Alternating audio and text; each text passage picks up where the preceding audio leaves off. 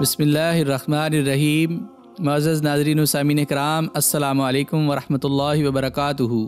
نبی اقدس صلی اللہ علیہ وآلہ وسلم کے مشہور صحابہ میں سے حضرت ابو سفیان رضی اللہ عنہ بھی ہیں۔ ان کا اسم گرامی صخر بن حرب ابن امیہ بن عبد شمس بن عبد مناف ہے۔ ان کی مشہور کنیت ابو سفیان ہے اور ابو حنظلہ غیر مشہور کنیت ہے، اور حضرت امیر معاویہ رضی اللہ عنہ کے والد ہیں۔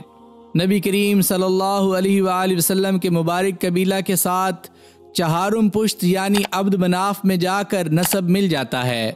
خاندان نبوت سے حضرت ابو سفیان رضی اللہ عنہ کی قرابت داری کا اندازہ اس رشتے سے بھی لگایا جا سکتا ہے کہ حضرت ابو سفیان رضی اللہ عنہ کی لڑکی رملہ، جو کہ ام حبیبہ کی کنیت سے معروف تھیں، حضور اکرم صلی اللہ علیہ وآلہ وسلم کی زوجیت میں تھیں اور انہیں ام المومنین ہونے کا شرف عظیم حاصل ہے۔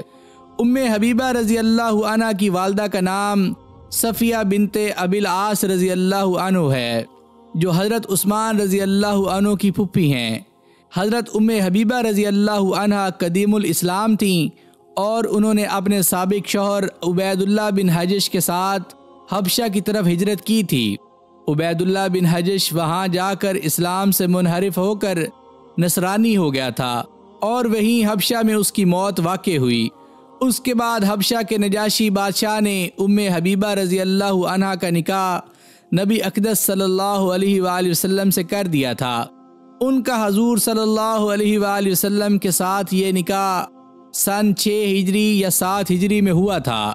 ابو سفیان تاحال مسلمان نہیں ہوئے تھے۔ ام حبیبہ رضی اللہ عنہ بڑی باوقار اور شریف خاتون تھیں، رسالت مآب صلی اللہ علیہ وآلہ وسلم کے ساتھ والہانہ محبت و عقیدت رکھتی تھیں۔ ان کا اندازہ اس ایک واقعے سے لگایا جا سکتا ہے جس کے مطابق ان کے والد ابو سفیان غیر مسلم ہونے کے دور میں ایک بار مدینہ شریف پہنچے، اپنی بیٹی ام حبیبہ رضی اللہ عنہ کے مکان میں ملاقات کے لیے داخل ہوئے اور نبی اقدس صلی اللہ علیہ وآلہ وسلم کے لیے بچھے ہوئے بستر مبارک پر بیٹھنے لگے تو ام حبیبہ رضی اللہ عنہ فوراً اٹھیں اور بستر نبوی صلی اللہ علیہ وآلہ وسلم کو لپیٹ دیا اور کہا کہ آپ اس بستر پر نہیں بیٹھ سکتے، یہ پیغمبر کا بستر ہے، آپ شرک پر ہیں۔ تو ابو سفیان نے کہا کہ ہمارے پاس سے آنے کے بعد تجھے شر لاحق ہو گیا ہے، یعنی تیرا مزاج بگڑ گیا ہے۔ کافی لمبی عمر خدمت گزاری کی سعادت ان کو حاصل رہی اور شرف زوجیت انہیں نصیب رہا۔ نبی کریم صلی اللہ علیہ وآلہ وسلم کے وصال مبارک کے بہت مدت بعد یعنی سن 44 ہجری میں ان کا انتقال مدینہ میں ہوا اور باقی ازواج مطہرات کے ساتھ جنت البقیع میں مدفون ہیں۔ خاندان نبوی صلی اللہ علیہ وآلہ وسلم کے ساتھ حضرت ابو سفیان کی دوسری رشتہ داری کچھ اس طرح تھی کہ میمونہ یعنی بنت حضرت ابو سفیان کی دختر لیلہ بنت ابی مرہ بن عروہ بن مسعود ثقفی سیدنا حضرت امام حسین رضی اللہ عنہ بن علی رضی اللہ عنہ کی زوجیت میں تھیں، جن کے بطن سے علی اکبر رضی اللہ عنہ پیدا ہوئے اور میدان کربلا میں جام شہادت نوش فرمایا۔ ابو سفیان بن حرب اسلام لانے سے پہلے نبی اقدس صلی اللہ علیہ وآلہ وسلم اور اہل اسلام کے سخت مخالف اور دشمن تھے۔ قریش مکہ کی قیادت کرتے ہوئے عداوت میں ابو سفیان پیش رہتے تھے۔ غزوہ احد، غزوہ احزاب وغیرہ میں اہل اسلام کے ساتھ انہوں نے پوری دشمنی کا ثبوت دیا تھا اور مسلمانوں کے لیے قدم قدم پر اناد و فساد کھڑا کرنا ان کا شیوا تھا۔ حضرت عباس رضی اللہ عنہ فتح مکہ سے پہلے اسلام لا چکے تھے، تو انہوں نے ابو سفیان رضی اللہ عنہ کے متعلق کوشش کی اور ترغیب دلائی کہ وہ ضرور اسلام لائیں۔ چنانچہ ان کی اس درینہ دوستی کا اثر ظاہر ہوا اور ان کی ترغیب سے ابو سفیان اسلام لے آئے۔ اس موقع پر مورخین نے ان دونوں حضرات کی باہمی گفتگو کا ذکر اس طرح سے کیا ہے۔ مورخین لکھتے ہیں کہ ابو سفیان ایک شب حضرت عباس رضی اللہ عنہ کے ہاں قیام پذیر تھے۔ جب صبح ہوئی تو ابو سفیان نے دیکھا کہ اہل اسلام نماز کے لیے اٹھے اور حصول طہارت کے لیے کوشش کرنے لگے۔ اس حالت کو دیکھ کر ابو سفیان رضی اللہ عنہ نے حضرت عباس رضی اللہ عنہ سے دریافت کیا کہ یہ لوگ کیا کرنے لگے ہیں۔ تو حضرت عباس رضی اللہ عنہ نے فرمایا کہ ان لوگوں نے نماز ادا کرنے کے لیے آواز سنی ہے اور اب یہ نماز کی تیاری کر رہے ہیں۔ جب نماز قائم ہوئی تو ابو سفیان نے دیکھا کہ یہ لوگ رکوع کر رہے ہیں اور سجدہ کر رہے ہیں، تو ابو سفیان نے حضرت عباس سے پوچھا، اے عباس، ان کے نبی صلی اللہ علیہ وآلہ وسلم جس بات کا ان کو حکم دیتے ہیں یہ وہی کر گزرتے ہیں؟ تو حضرت عباس رضی اللہ عنہ نے فرمایا کہ ہاں، اگر بالفرض ان کے نبی انہیں خورد و نوش بھی ترک کرنے کا حکم دیں تو یہ وہ بھی تسلیم کریں گے۔ ابو سفیان کے قبول اسلام کا واقعہ علامہ ذہبی نے اس طرح بیان کیا ہے کہ ابو سفیان رضی اللہ عنہ فتح مکہ کے موقع پر حالات کی جستجو کے لیے جب مکہ سے باہر نکلے تو حضرت عباس رضی اللہ عنہ نے ان کو دیکھ لیا اور انہیں پکڑ لیا اور سواری پر اپنے پیچھے سوار کر لیا۔ نبی کریم صلی اللہ علیہ وآلہ وسلم کی خدمت میں ان کو حاضر کیا اور ابو سفیان رضی اللہ عنہ مشرف با اسلام ہوئے، اور حضرت عباس رضی اللہ عنہ نے آپ صلی اللہ علیہ وآلہ وسلم سے ان کے لیے شرف و فضیلت حاصل کرنے کے طور پر عرض کیا کہ ابو سفیان رضی اللہ عنہ شرف و فضیلت اور افتخار کو پسند کرتے ہیں، آپ صلی اللہ علیہ وآلہ وسلم ان کو شرف و فضیلت کی چیز عنایت فرمائیں۔ اس سے قبل یہی ابو سفیان اہل اسلام کے لیے رئیس العادات تھے، یعنی سب سے بڑے دشمن تھے، قدم قدم پر شقاوت و عداوت کا مظاہرہ کرنے والے اور عناد رکھنے والے تھے، نیز اسلام کے خلاف افواج کے سپہ سالار ہوتے تھے۔ لیکن اب ابو سفیان رضی اللہ عنہ کی تقدیر بدل گئی تھی، اسلام کی دولت سے مالا مال ہوئے اور حضرت عباس رضی اللہ عنہ کی سفارش سے مشفع ہوئے تھے، تو اب سابق ابو سفیان نہیں رہے تھے، بلکہ ایمان کے نور سے منور شدہ ابو سفیان رضی اللہ عنہ تھے۔ اندرین حالات خاندانی عظمت شناسی فرماتے ہوئے نبی اقدس صلی اللہ علیہ وآلہ وسلم نے ان کے حق میں ارشاد فرمایا کہ جو شخص ابو سفیان رضی اللہ عنہ کے مکان میں داخل ہو جائے گا تو اسے اس موقع پر امان حاصل ہے، اور جو اپنا دروازہ بند رکھے گا اسے بھی امان دی جاتی ہے، جو مسجد میں داخل ہو جائے گا وہ بھی مامون ہے۔ سبحان اللہ، ابو سفیان کے گھر کو دارالامان بنا دیا گیا۔ حافظ ابن حجر رحمۃ اللہ علیہ نے اس موقع پر ایک مزید چیز کا ذکر بھی کیا ہے کہ نبی کریم صلی اللہ علیہ وآلہ وسلم جب مکہ میں تشریف لاتے تو ابو سفیان کے مکان میں تشریف لایا کرتے۔ یہ ایک مستقل فضیلت کی چیز تھی جو اعزاز کے طور پر ان کو حاصل ہوئی تھی۔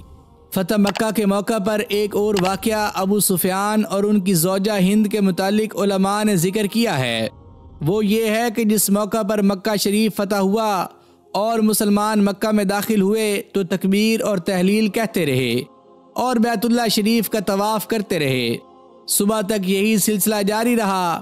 اس رات ابو سفیان رضی اللہ عنہ نے اپنی زوجہ ہند بنت عتبہ بن ربیعہ کے ساتھ گفتگو کرتے ہوئے کہا کہ کیا تو یہ سب معاملہ اللہ تعالیٰ کی طرف سے خیال کرتی ہے؟ ہند نے جواب دیا کہ ہاں، یہ سب معاملہ اللہ تعالیٰ کی طرف سے ہے۔ پھر جب صبح ہوئی تو ابو سفیان کو نبی اقدس صلی اللہ علیہ وآلہ وسلم نے ارشاد فرمایا کہ کیا تو نے ہند سے یہ بات کہی ہے کہ یہ سب کچھ اللہ تعالیٰ کی طرف سے ہے؟ اور پھر اس نے اس بات کی تصدیق کی ہے کہ سب معاملہ اللہ تعالیٰ کی طرف سے ہے۔ تو ابو سفیان رضی اللہ عنہ عرض کرنے لگے کہ بے شک میں شہادت دیتا ہوں کہ آپ صلی اللہ علیہ وآلہ وسلم اللہ تعالیٰ کے مقبول بندے اور برحق رسول ہیں۔ اس ذات کی قسم جس کے نام کا حلف اٹھایا جاتا ہے، یہ میرا قول میری زوجہ یعنی ہند کے بغیر کسی اور نے نہیں سنا تھا۔ فتح مکہ کے بعد نبی اقدس صلی اللہ علیہ وآلہ وسلم نے غزوہ حنین کی تیاری فرمائی۔ آپ صلی اللہ علیہ وآلہ وسلم کی معیت میں صحابہ کرام رضی اللہ عنہم کی کثیر تعداد شریک ہوئی۔ اہل حنین کے ساتھ بڑا مقابلہ ہوا۔ آخر کار مالک کریم نے اہل اسلام کو فتح نصیب فرمائی۔ اس غزوہ میں حضرت ابو سفیان رضی اللہ عنہ اور ان کے دونوں لڑکے یزید بن ابی سفیان رضی اللہ عنہ اور معاویہ بن ابی سفیان رضی اللہ عنہ بھی شامل و شریک تھے۔ نبی اقدس صلی اللہ علیہ وآلہ وسلم نے مال غنیمت تقسیم کرنے کے موقع پر جہاں اور جدید الاسلام حضرات کو دلی تسکین کے طور پر حسب معمول مقدار سے زائد حصے عنایت فرمائے، وہاں ابو سفیان رضی اللہ عنہ اور ان کے دونوں فرزندوں کو 100 اونٹ اور 40 اوقیہ جو رائج الوقت سکہ تھا عنایت فرمائے۔ حضرت ابو سفیان رضی اللہ عنہ نے عرض کیا، میرے ماں باپ آپ صلی اللہ علیہ وآلہ وسلم پر فدا ہوں، آپ صلی اللہ علیہ وآلہ وسلم بڑے مہربان اور کریم ہیں۔ اللہ کی قسم جاہلیت میں اگر آپ سے جنگ ہوئی تو آپ صلی اللہ علیہ وآلہ وسلم کو بہترین جنگی معاملہ کرنے والا پایا، اور اگر آپ سے صلح ہوئی تو آپ کو عمدہ صلح کن پایا۔ آپ صلی اللہ علیہ وآلہ وسلم کو اللہ تعالی جزائے خیر عطا فرمائے۔ جب ابو سفیان رضی اللہ عنہ اسلام لے آئے تھے تو نبی کریم صلی اللہ علیہ وآلہ وسلم ان پر اعتماد کرتے تھے۔ اہل اسلام نے غزوہ حنین کے اختتام پر فریق مخالف کے کم و بیش قریباً 6000 مرد و زن کو جنگی قیدی بنا لیا تھا۔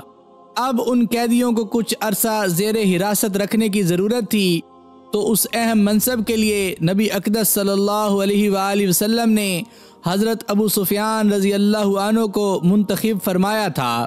یہاں سے حضرت ابو سفیان رضی اللہ عنہ کی امانت و دیانت اور صلاحیت پر اعتماد نبوی صلی اللہ علیہ وآلہ وسلم کا پایا جانا ثابت ہوتا ہے، جو ان کے لیے ایک بہت بڑا اعزاز ہے اور باعث افتخار ہے۔ اسی سال 8 ہجری میں غزوہ طائف پیش آیا۔ اس غزوہ میں بھی حضرت ابو سفیان رضی اللہ عنہ اسلامی افواج کے ساتھ شریک جہاد ہوئے۔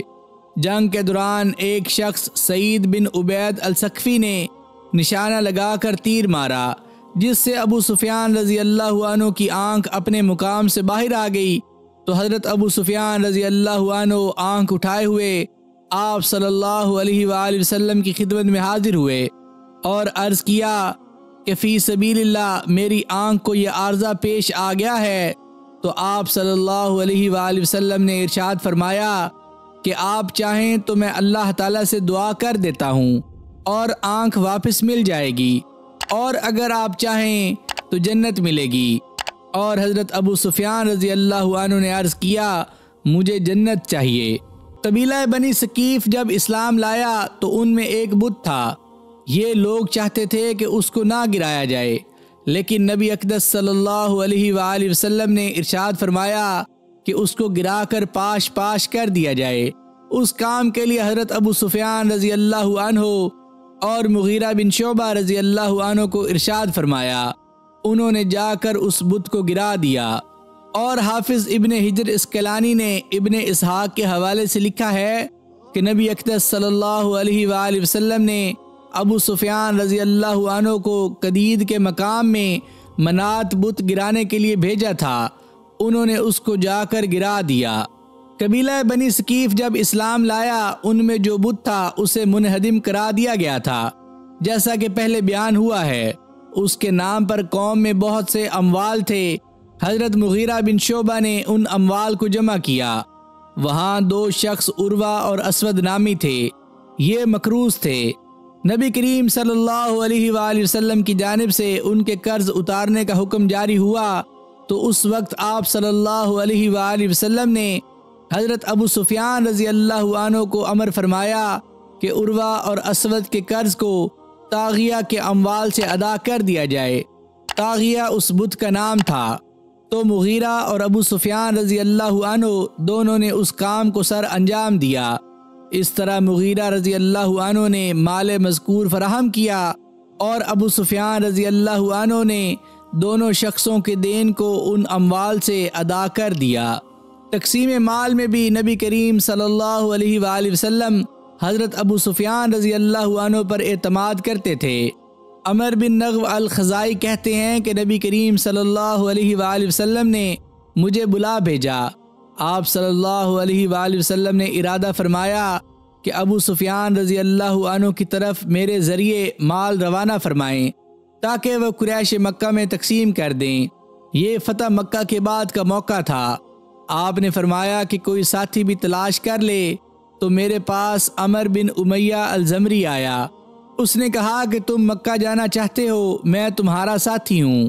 میں نے آپ صلی اللہ علیہ وآلہ وسلم کی خدمت میں عرض کیا مجھے ساتھی مل گیا ہے۔ آپ نے فرمایا کون ہے؟ میں نے جواب دیا کہ عمر بن امیہ الزمری ہے۔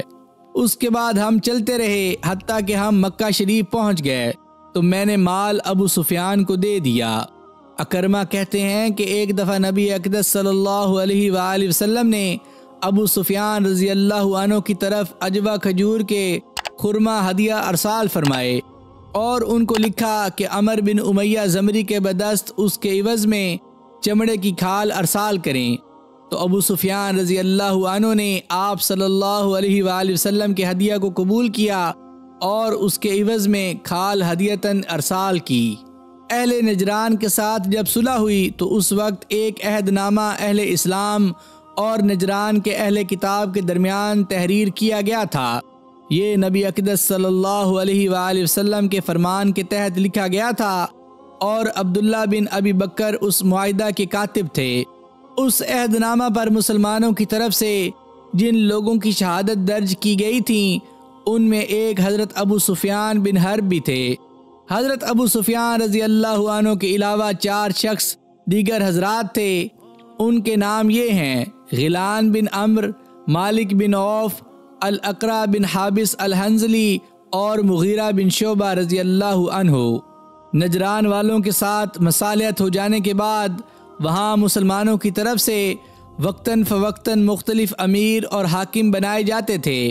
نبی اقدس صلی اللہ علیہ وآلہ وسلم کے آخری ایام میں نجران پر ابو سفیان رضی اللہ عنہ کو آپ صلی اللہ علیہ وآلہ وسلم کے فرمان کے مطابق عامل اور حاکم بنایا گیا تھا۔ اس بات کو بہت سے علماء نے تصریحاً درج کیا ہے اور طبری نے مزید وضاحت کی ہے کہ حضرت عمر بن حزم رضی اللہ عنہ نماز کے لیے امام مقرر تھے اور ابو سفیان رضی اللہ عنہ بن حرب صدقات وغیرہ پر والی اور امیر تھے۔ کبار علماء نے حضرت ابو سفیان رضی اللہ عنہ کے متعلق ایک واقعہ یہ بھی ذکر کیا ہے کہ سردار دو عالم صلی اللہ علیہ وآلہ وسلم کے ارشاد کے تحت یمن کے بعض حلقوں کے لیے جناب ابو سفیان رضی اللہ عنہ عامل و حاکم بن کر تشریف لے گئے تھے۔ اس دوران جناب رسالت میں آپ صلی اللہ علیہ وآلہ وسلم کا وصال ہو گیا۔ یمن میں وصال نبوی کی اطلاع پہنچی۔ حضرت ابو سفیان رضی اللہ عنہ اس علاقے سے واپس آئے۔ دوران سفر ایک شخص ذوالخمار سے ملاقات ہوئی۔ یہ شخص اپنی بدبختی کی وجہ سے اسلام سے منحرف ہو کر مرتد ہو گیا تھا۔ اس کے ساتھ جناب ابو سفیان رضی اللہ عنہ کا مقابلہ و مقاتلہ پیش آیا۔ یہ شخص ضد کی وجہ سے اپنے ارتداد پر قائم رہا اور حضرت ابو سفیان رضی اللہ عنہ نے اسے قتل کر دیا۔ اس مقام پر علماء نے ایک عجیب بات تحریر کی ہے، وہ یہ کہ حضرت ابو سفیان رضی اللہ عنہ پہلے وہ شخص ہیں جنہوں نے دین سے ارتداد والوں کے ساتھ قتال کیا اور دین سے ہٹ جانے والوں کے ساتھ جہاد کیا۔ جنگ یرموک خلافت فاروقی میں اہل اسلام کو پیش آئی تھی۔ بعض مصنفین نے اسے 31 ہجری کے تحت درج کیا ہے، جیسے طبری وغیرہ، اور خلیفہ ابن خیاط نے اپنی تاریخ میں اسے 51 ہجری کے تحت ذکر کیا ہے۔ واللہ عالم۔ مقام یرموک شام کے علاقہ میں ہے۔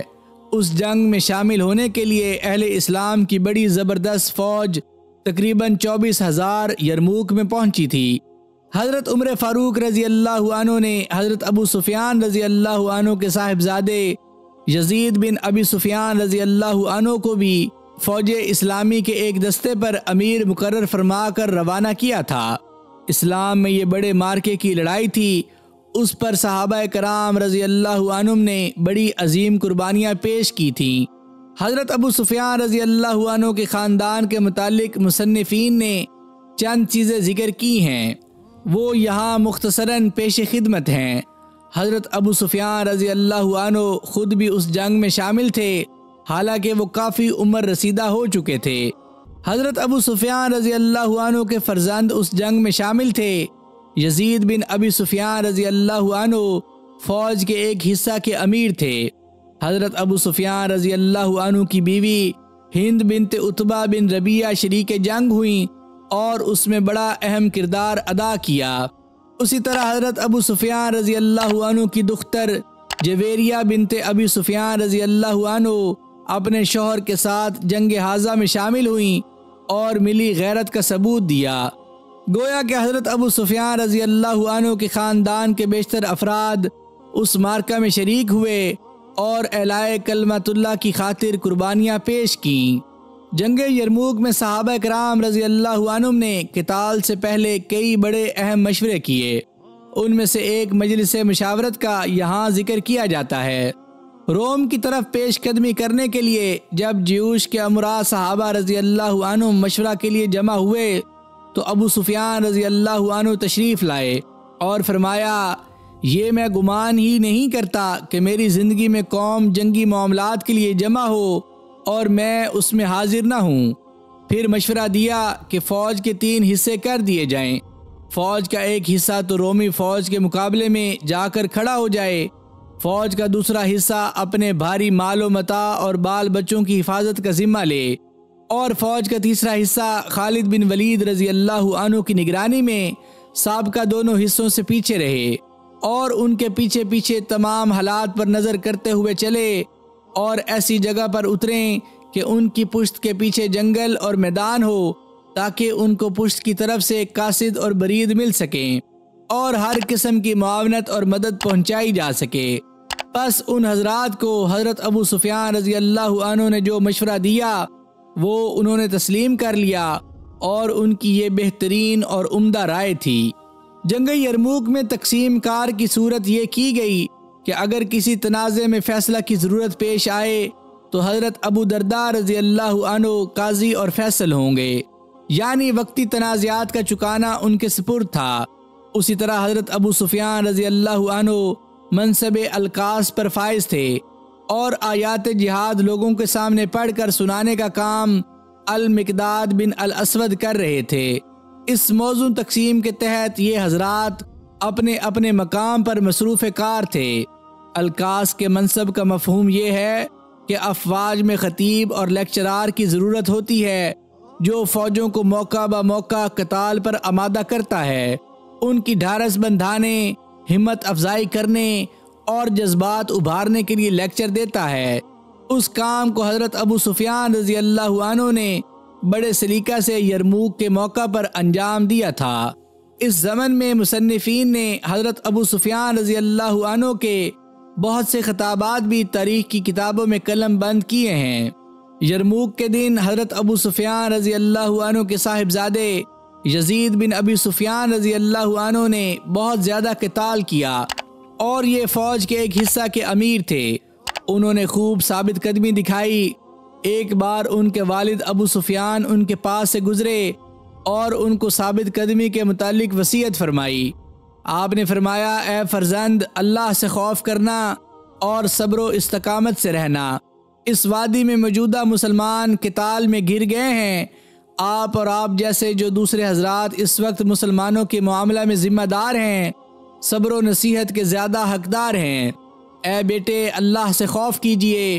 آپ کے ساتھیوں میں سے کوئی فرد جنگی معاملہ کے متعلق اجر اور صبر میں آپ سے زیادہ راغب نہ ہو اور دشمنان اسلام کے خلاف آپ سے زیادہ جرأت مند نہ ہو۔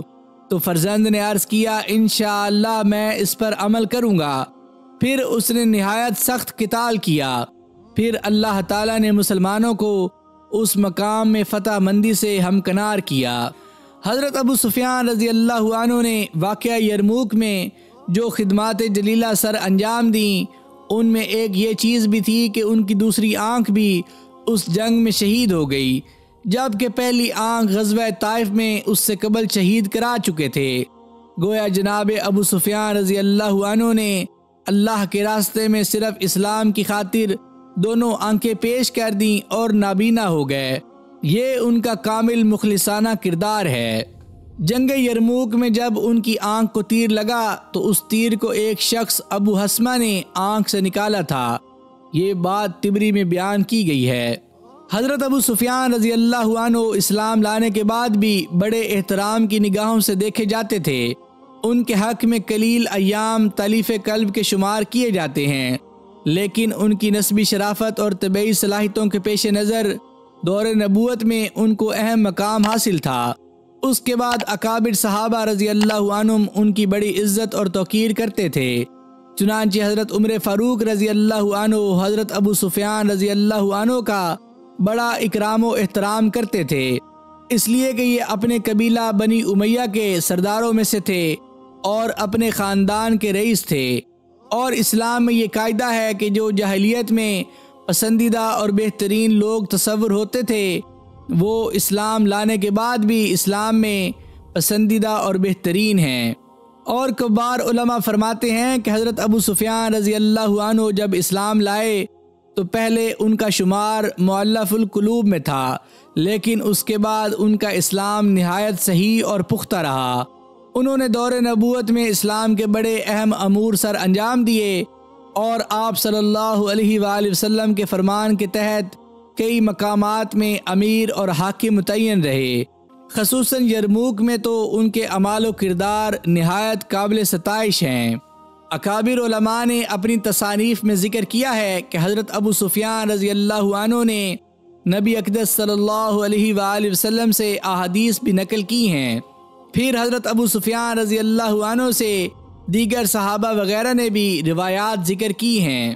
بخاری شریف کتاب الزکوٰۃ باب وجوب الزکوٰۃ جلد اول میں حضرت عبداللہ بن عباس رضی اللہ عنہ فرماتے ہیں کہ مجھے ابو سفیان رضی اللہ عنہ نے حدیث بیان کی کہ نبی اقدس صلی اللہ علیہ وآلہ وسلم ہمیں نماز کے ساتھ زکوٰۃ ادا کرنے کا حکم فرماتے تھے اور صلہ رحمی اور پاک دامنی کے متعلق ارشاد فرماتے تھے۔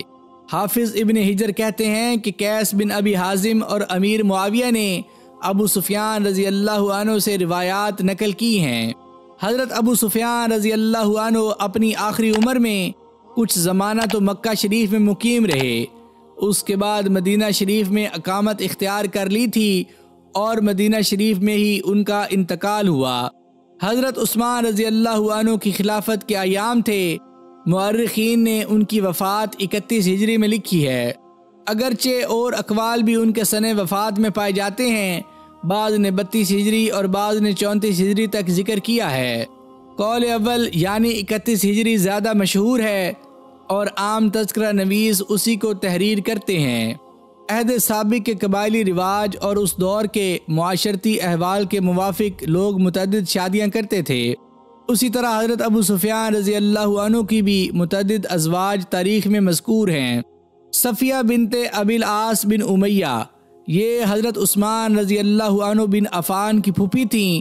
ان سے حضرت ابو سفیان رضی اللہ عنہ کا بیٹا حنظلہ ہوا جس کی اولاد نہیں چل سکی، اور بیٹی رملہ بنت ابی سفیان یعنی ام المومنین ام حبیبہ رضی اللہ عنہا اور دوسری بیٹی امیمہ بنت ابی سفیان بھی ان کے بطن سے پیدا ہوئی تھیں۔ دوسرے نمبر پر حضرت ابو سفیان رضی اللہ عنہ کی جس بیوی کا ذکر کیا جاتا ہے وہ ہند بنت عتبہ بن ربیعہ بن عبد شمس تھیں۔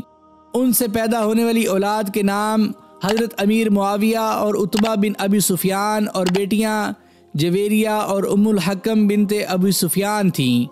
ان کی ایک بیوی کا نام زینب بنت نوفل بن خلف تھا۔ ان سے بیٹا یزید بن ابی سفیان ہوا جو اسلام میں مشہور با کمال شخصیت ہے اور یزید الخیر کے نام سے ذکر کیا جاتا ہے۔ صفیہ بنت ابی عمر بن امیہ بھی ان کی بیوی تھیں۔ اس سے ایک بیٹا عمر بن ابی سفیان اور دو بیٹیاں صخرہ بنت ابی سفیان اور ہند بنت ابی سفیان مذکور ہیں۔ لبابہ بنت ابی العاص بن امیہ بھی ان کی ایک بیوی کا نام ہے۔ ان سے ایک بیٹی میمونہ بنت ابی سفیان معروف ہے۔ نیز حضرت ابو سفیان رضی اللہ عنہ کا ایک بیٹا امسا بن ابی سفیان بھی بعض مقامات میں مذکور ہے۔ معزز ناظرین و سامعین کرام، میں امید کرتا ہوں کہ آپ کو حضرت ابو سفیان رضی اللہ عنہ کا یہ تفصیلاً واقعہ ضرور پسند آیا ہوگا۔ اگر آپ کو اس چینل پر پیش کی جانے والی ویڈیوز پسند آ رہی ہوں تو اس چینل کو لائک، شیئر اور سبسکرائب ضرور کر دیجیے گا اور ساتھ دیے گئے بیل کے آئیکن کو بھی دبا دیجیے تاکہ آگے آنے والی مزید دلچسپ ویڈیوز آپ تک پہنچتی رہیں۔ مجھے اپنی دعاؤں میں یاد رکھیے گا۔ جزاک اللہ۔